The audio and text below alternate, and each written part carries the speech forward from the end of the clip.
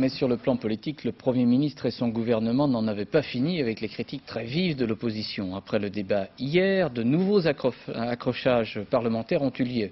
Ils prenaient le relais en nettement plus vif du commentaire du président de la République fait ce matin au Conseil des ministres. M. Chirac ayant demandé au gouvernement de tout faire pour restaurer l'exemplarité de l'État en Corse. Une journée d'échanges politiques résumée par Jean-Baptiste Prédaly, Véronique Saint-Olive, Jean-Louis Normandin et Alain Poirier. 11h30 ce matin. Dans la cour de l'Élysée, l'agitation est sans suspense. À la demande du Premier ministre, le président de la République a suspendu Bernard Bonnet et Jean-Pierre Lacroix vient d'être nommé préfet de Corse. Les ministres s'en vont très vite. Une seule voix autorisée, Jean-Pierre Chevènement.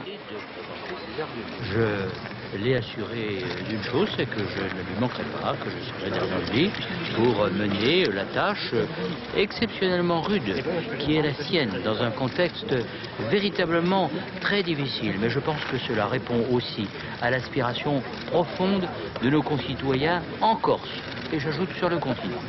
Sur le perron, Lionel Jospin ne fera aucun commentaire sur le message que Jacques Chirac a adressé quelques minutes plus tôt au gouvernement. Le président de la République a demandé que soit promptement restaurée l'exemplarité et l'efficacité de l'État et de tous ses représentants en Corse. Une façon pour Jacques Chirac de marquer la gravité de la situation en évitant soigneusement de mettre de l'huile sur le feu. À la même heure, à l'Assemblée nationale, les élus corses réagissent à la nomination du nouveau préfet. Le ton est modéré. Le préfet qui arrive en Corse aujourd'hui a une tâche très difficile et je crois que nous avons le devoir, tous les élus de droite, de gauche ou autres, de faire en sorte que le dialogue avec les élus du peuple, quelle que soit la sensibilité à laquelle on appartienne, ce dialogue puisse exister, ce qui n'était absolument pas le cas dans la période précédente. Cet après-midi, dans l'hémicycle, Lionel Jospin reste au banc du gouvernement. Sur l'affaire Corse, il laisse répondre les ministres de l'Intérieur et de la Défense. On est loin de la passion d'hier, à quelques escarmouches près. Alors maintenant, est-ce que je peux répondre?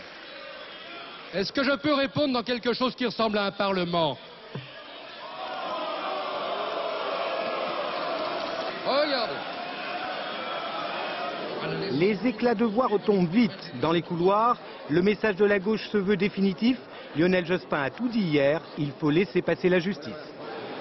Aujourd'hui, il y a une enquête et il y a une instruction judiciaire. La justice travaille sans entrave. Nous, ce que nous voulons, c'est toute la vérité. Et rien que la vérité. La droite déchaînée hier n'est plus aussi virulente sur le fond. On réclame simplement une commission d'enquête sur le GPS et d'un coup, il paraît urgent d'attendre. Je crois qu'il y a un mensonge d'État. Aujourd'hui, la justice fait son travail. Dès l'instant où nous serons sûrs, alors il y aura évidemment une motion de censure. Tout le monde est d'accord dans l'opposition pour cela. C'est que dans l'opposition comme au gouvernement, on est apparemment décidé à marquer une pause, comme s'il s'agissait de jouer l'apaisement.